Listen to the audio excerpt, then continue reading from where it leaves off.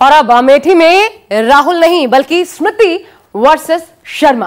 लोकसभा चुनाव 2024 की सबसे बड़ी चुनावी फाइट का इंतजार पूरा नहीं हो पाया। अमेठी छोड़ राहुल गांधी रायबरेली से चुनाव लड़ रहे हैं और अमेठी का दारोमदार गांधी परिवार के सबसे भरोसेमंद चेहरों में से एक किशोरी लाल शर्मा को सौंपा गया है, जिनकी अमेठी और रायबरेली दोनों जगह लगातार सक्रियता रही है। लेकिन क्या गांधी परिवार की विरासत को संभालने के लिए किशोरी लाल शर्मा इतने मजबूत हैं?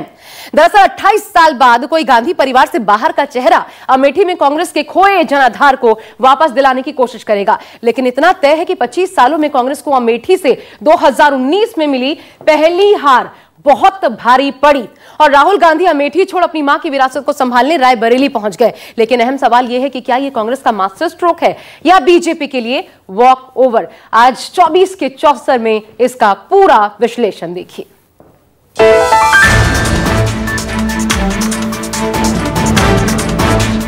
अरे डरो मत, भागो मत। लोग चुनाव को धनबल पे लड़ते हैं, हम जनता के बल पर लड़ेंगे।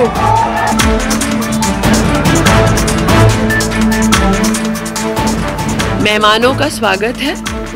हम लोग अतिथियों के स्वागत में कोई कसर छोड़ेंगे नहीं। यहाँ का रंग जनता के हाथ में है, किसको जिताएगी किसको हराएगी। इंतजार की घड़ियां खत्म हुई।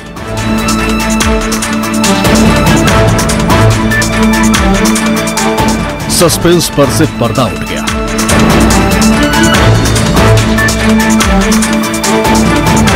किसी सुपरहिट फिल्म की तरह सियासी पिक्चर के क्लाइमैक्स का अंत तो हुआ, लेकिन जिस फाइट की उम्मीद पूरे देश को थी, सियासी गलियारों में जिस चुनावी जंग का इंतजार हो रहा था, वो 24 के लोकसभा चुनाव में देखने को नहीं मिलेंगे। मैंने पहले ही बता दिया था कि शाहजादे वायनाड में हारने वाले हैं और हार के डर से जैसे ही वायनाड में मतदान समाप्त होगा वो दूसरी सीट खोजने लग जाएंगे।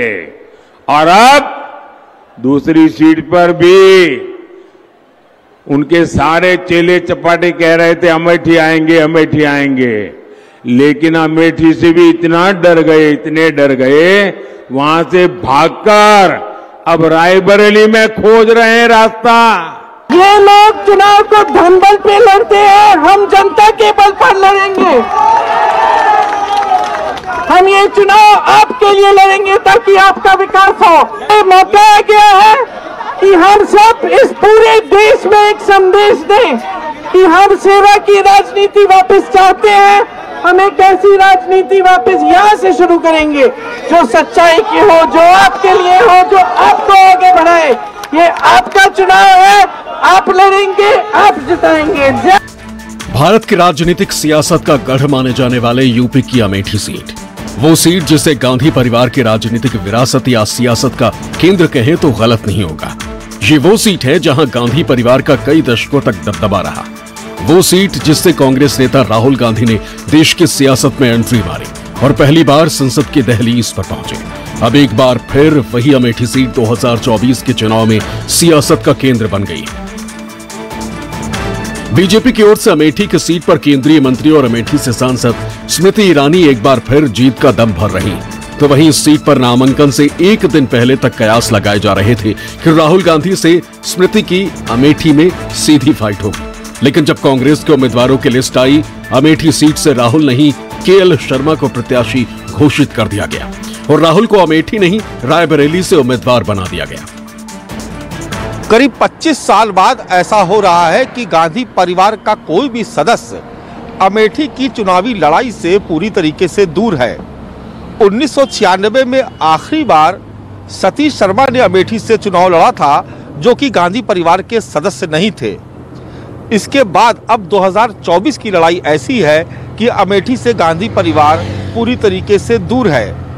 इन 25 सालों में गांधी परिवार महज एक बार चुनाव हारा और ये हार भी राहुल गांधी के खाते में गई। इसलिए इस बार राहुल गांधी या गांधी परिवार के किसी भी सदस्य ने अमेठी से चुनाव लड़ना जरूरी नहीं समझा या यूं कहे कि दूरी बना ली और राहुल गांधी की जगह कांग्रेस ने अपने बहुत पुराने और खास व्यक्ति यानी केएल शर्मा को अमेठी की चुनावी जंग में उतार दिया है। देश की राजनीति में दिलचस्पी लेने वाले हर शख्स की जबान पर एक ही सवाल था कि क्या राहुल गांधी अमेठी से चुनाव लड़ेंगे। लेकिन अब जवाब सबके सामने। राहुल गांधी ने अमेठी से चुनाव लड़ने से इनकार कर दिया। दरअसल राहुल गांधी 2019 में 2 सीट पर चुनाव लड़े थे। अमेठी में वो हारे और वायनाड सीट से ही वो जीते थे। इस बार भी वहां से चुनाव लड़ रहे हैं। इधर देश के सबसे बड़े सूबे और कांग्रेस पार्टी का आधार रहे उत्तर प्रदेश की अमेठी और रायबरेली को सूना नहीं छोड़ना चाहती थी, क्योंकि राहुल अमेठी से चुनाव लड़ना नहीं चाहते थे। सोनिया गांधी ने रायबरेली छोड़ दी थी। ऐसे में कांग्रेस ने ना जाने कैसी सियासी बिसात की सोची कि नामांकन के आखिरी दिन राहुल गांधी को रायबरेली से टिकट दे दिया, पर्चा भराया गया और केएल शर्मा को भी आखिरी दिन चुनावी दंगल में कुदा दिया गया। अब इसे मास्टर स्ट्रोक कहें या फिर अमेठी में स्मृति ईरानी जैसी मजबूत उम्मीदवार के खिलाफ कांग्रेस का वॉक होगा, क्योंकि पार्टी के भीतर इस तरह की मांग उठ रही है कि अमेठी और रायबरेली से राहुल गांधी और प्रियंका गांधी को उतारा जाए, लेकिन ऐसा नहीं हुआ। आप सबको मालूम है कि किशोरी जी यहाँ से चुनाव लड़ेंगे। आप इनको मेरे ख्याल से आप शायद 35 या 40 सालों से जानते हैं। अमेठी की गली गली जानते हैं, गांव गांव जानते हैं, हर कार्यकर्ता को जानते हैं, पहचानते हैं और यहाँ की जो समस्याएं हैं, यहाँ की जो मुश्किलें हैं, उनको अच्छी तरह से जानते हैं। ये राहुल बाबा नाम के यान को सोनिया जी 20 बार लॉन्च कर चुकी है, मगर लॉन्चिंग इनकी सफल नहीं हुई है। और आज 21वीं बार फिर से अमेठी से भागकर रायबरेली में पर्चा डाला। जिस सीट को कांग्रेस की खानदानी सीट माना जाता था, उस सीट पर अब बीजेपी जीत का दम भर रही, जिसकी सबसे बड़ी वजह यही है कि राहुल गांधी ने अमेठी को छोड़कर रायबरेली को चुना है। अमेठी से गांधी परिवार का ना लड़ना इस बात का संकेत है कि कांग्रेस पार्टी चुनाव में एक वोट पड़ने से पहले ही अमेठी से अपना हार स्वीकार कर चुकी है, क्योंकि अगर उन्हें लगता कि यहाँ जीत की कोई भी गुंजाइश है तो वो यहाँ से लड़ते, अपने प्रॉक्सी को ना लड़ाते। चुनाव से पहले दावे और वादे दोनों तरफ से हैं।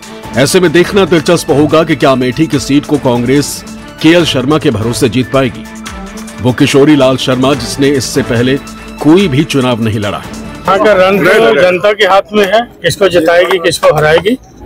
तो हम लोग मेहनत करेंगे, क्योंकि हमारा संगठन यहाँ पे पहले से काम कर रहा है और हम उसी के बल पे हम लोग यहाँ पे चुनाव लड़ेंगे और जनता के बल पे चुनाव। क्या इसका असर नहीं दिखेगा कि आखिरी समय में कांग्रेस ने यहाँ से प्रत्याशी बनाया है, तो कुछ ना कुछ तो इलेक्शन पे असर दिखेगा ना इसका? नहीं, मेरे को नहीं लगता, क्योंकि जहाँ जनता जब मन बहुत पहले से बना लेती है, जनता 5 साल में जिसकी की कार्यकर्दगी देखती है उसके प्रति मन बना लेती है। अमेठी जीतने के लिए पार्टी ने काफी मंथन के बाद उम्मीदवार के नाम का ऐलान किया और अब आगे भी जीत की तैयारी में पार्टी कई अहम फैसले ले रही। इसी कड़ी में कांग्रेस उम्मीदवार केएल शर्मा के प्रस्तावक बनाते समय जातिगत समीकरण का पूरा ध्यान रखा गया। पार्टी ने जो 4 प्रस्तावक बनाए हैं उनमें इसी समीकरण पर काम किया गया। ऐसे में क्या कांग्रेस की ये समीकरण उसे अमेठी की सीट वापस दिलवा पाएगी? जी हां, तो केएल शर्मा के प्रस्तावकों में पासी, धोबी, बनिया और ब्राह्मण समाज से एक प्रस्तावक शामिल रहे। इनमें कांग्रेस के पूर्व विधानसभा प्रत्याशी विजय पासी थे, पूर्व विधायक राधेश्याम धोबी थे, अमेठी कांग्रेस के जिलाध्यक्ष प्रदीप सिंघल का नाम और प्रदेश महासचिव योगेंद्र मिश्रा शामिल थे।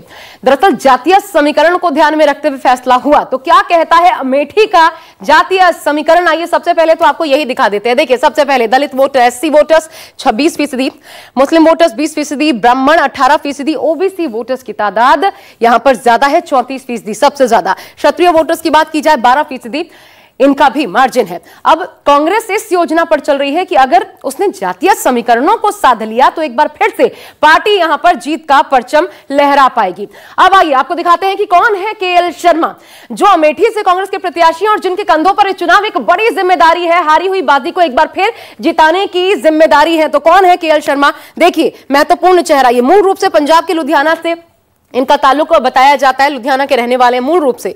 इसके अलावा लंबे वक्त से सोनिया गांधी के प्रतिनिधि भी रहे हैं। सोनिया गांधी के साथ इन्होंने बहुत बेहतरीन ढंग से काम किया। इसके बाद 1999 से लेकर के देखिए 1999 से ये सोनिया गांधी के साथ चुनावी अभियान में लगातार जुटकर काम करते रहे। संसदीय क्षेत्र का कामकाज केएल शर्मा ही लगातार सोनिया गांधी के लिए देखते थे। हालांकि इसके बाद क्या हुआ, इसके बाद 2012 से रायबरेली में सोनिया गांधी का काम देखने लगे। रायबरेली में इनका दखल बढ़ा, वहां पर इन्होंने काम अपना शुरू कर दिया। इसलिए रायबरेली और अमेठी दोनों जगह पर इनकी एक मजबूत पकड़ देखने को मिलती है और पार्टी ने उनके कार्य को देखते हुए उन्हें राष्ट्रीय सचिव भी बनाया था। अब एक अहम सवाल यह भी है कि अगर गांधी परिवार का कोई सदस्य नहीं तो केएल शर्मा क्यों? अब इसे समझिए, क्योंकि बड़ा सोच समझकर इस रणनीति के तहत इनको उतारा गया है। देखिए, गांधी परिवार के सबसे बड़ी जो इनके प्लस पॉइंट था, गांधी परिवार के ये बेहद करीबी रहे हैं। कब से आपने देखा ही, हमने आपको दिखाया किस तरीके से सोनिया गांधी का ही कामकाज देखते रहे। सोनिया गांधी के प्रतिनिधि भी रह चुके हैं केएल शर्मा। इसके अलावा आपको बता दें, अमेठी, रायबरेली दोनों ही जगहों पर एक रणनीतिकार की भूमिका में ये जाने जाते हैं, अहम रोल इनका रहा है। इसके अलावा अमेठी के लिए गांधी परिवार के संपर्क सूत्र हैं। जी हां, जो खबर सीधे गांधी परिवार तक जो किसी को नहीं पता होती उनके माध्यम से पहुंचती है। राजीव गांधी के वक्त से दरअसल ये सक्रिय, इतना पुराना चेहरा है गांधी परिवार का, एक भरोसेमंद चेहरा है केएल शर्मा के रूप में। लेकिन अमेठी में कांग्रेस का ग्राफ किस तरीके से लगातार गिरता रहा है, अब वो हम आपको दिखाते हैं। ये भी अहम है देखना। और ऐसे में इस बार की ये जो चुनावी फाइट है, क्या केएल शर्मा निकाल पाएंगे? दरअसल लगातार इसमें कांग्रेस की बात की जाए तो मार्जिन घटता रहा है, क्योंकि पहले सबसे पहले 72%, 47%, पिछले लोकसभा चुनाव की खासकर अगर ये हम बात करें 44%, 72 से 44, 2009 से लेकर के जो 72% था 2019 में वो 44% पर आ गया, जिसका नतीजा ये रहा। देखिए, ये ग्राफ हम आपको दिखाते हैं किस तरीके से 2009 में वोट फीसदी था 72%, 14 में देखिए ये घटा और इसमें अच्छी गिरावट आई 47%। इस बार 2019 44% और 3% गिर के ये 44% पर आ गया, जिसका नतीजा ये रहा कि राहुल गांधी स्मृति ईरानी के सामने पिछला चुनाव हार गए लगभग 55,000 वोटों के बड़े अंतर से। और विपक्षी कह रहे हैं, विरोधी कह रहे हैं कि भाग खड़े हुए हैं राहुल गांधी और अब रायबरेली से मैदान में हैं। 2014 में पहली बार अमेठी से चुनाव लड़ने वाली स्मृति ईरानी ने 2019 में राहुल गांधी को हराकर गांधी परिवार के दबदबे को अमेठी में चुनौती दी थी। चुनाव में उनको उन्हीं के गढ़ में ललकारा था। लेकिन वो लगाव हमेशा रहता है, वो कभी नहीं कहती मेरा परिवार छूट गया। ससुराल का भी सम्मान रखती है, मायके का भी सम्मान रखती है। और इसी अमेठी में ऐसा एक व्यक्ति 15 साल सतत समर्थन पाया जिसने परिवार बदल दिया। तो परिवार बदलने के बाद कोई नया तमाशा लेकर आएंगे, देखा जाएगा। लेकिन पुनः आग्रह करते हैं, धर्म और वर्ग के आधार पर बांटने आएंगे, हमें एकजुट रहकर अमेठी के सम्मान और संरक्षण की लड़ाई को लड़ना है। पुनः आपका स्वागत है। करीब 55,000 वोटों से राहुल गांधी 2019 में स्मृति ईरानी से हारे थे। इन 5 सालों में केंद्रीय मंत्री बनने के बाद स्मृति ईरानी ने यहां पर काम करवाए और स्थानीय लोगों का भरोसा जीतने का काम भी किया। अब तो उन्होंने अपना घर भी वहां बनवा लिया है। वो लगातार यहां से संपर्क बनाकर रखे हुए हैं, आती जाती रहीं, जबकि राहुल गांधी इक्का दुक्का ही हारने के बाद अमेठी आए। वहीं 2024 के लोकसभा चुनाव की बात करें तो कांग्रेस के रणनीतिकारों ने कई दौर की चर्चा और तमाम बैठकों के बाद किशोरी लाल शर्मा को अमेठी से चुनाव मैदान में उतारा है। किशोरी लाल शर्मा की गिनती कांग्रेस के पुराने और वफादार लोगों में होती है और गांधी परिवार के भी वो बेहद करीबी माने जाते हैं। राजीव गांधी के समय से ही किशोरी लाल शर्मा का अमेठी और रायबरेली को लेकर एक लंबा राजनीतिक अनुभव रहा है, या यूं कहा जाए कि अमेठी में उनकी राजनीतिक पकड़ किसी से छुपी नहीं है। करीब 2.5 दशक से भी ज्यादा का वक्त गुजर गया जब किशोरी लाल शर्मा अमेठी में पूरा चुनाव प्रबंधन संभालते रहे हैं और रायबरेली के भी चुनाव प्रबंधन की कमान आमतौर पर उन्हीं के हाथ में रहती है।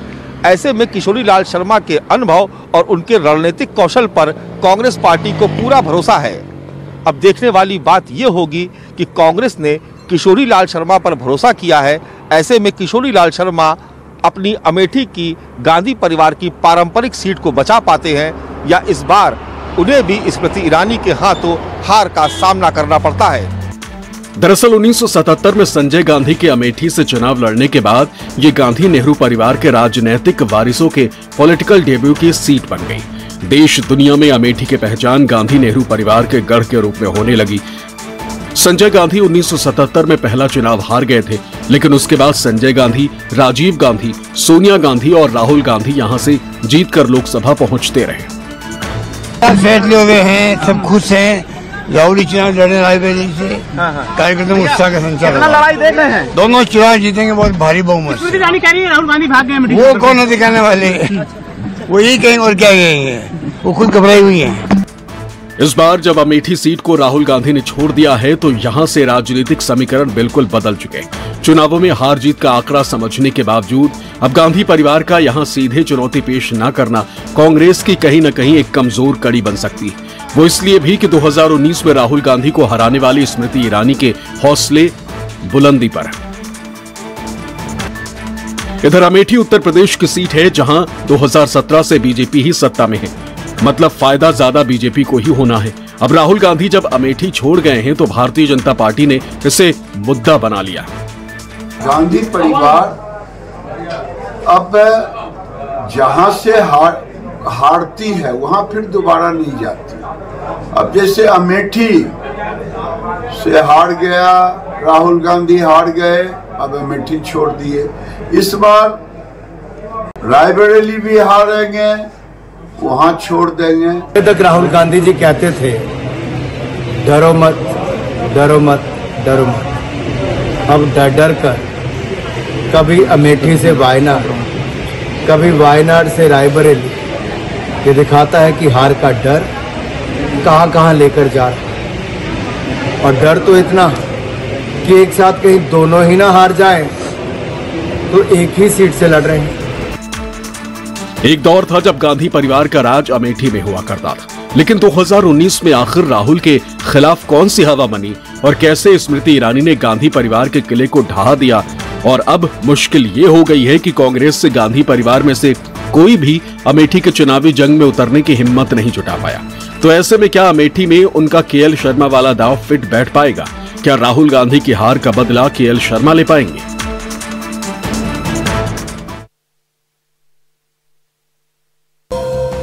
Co-powered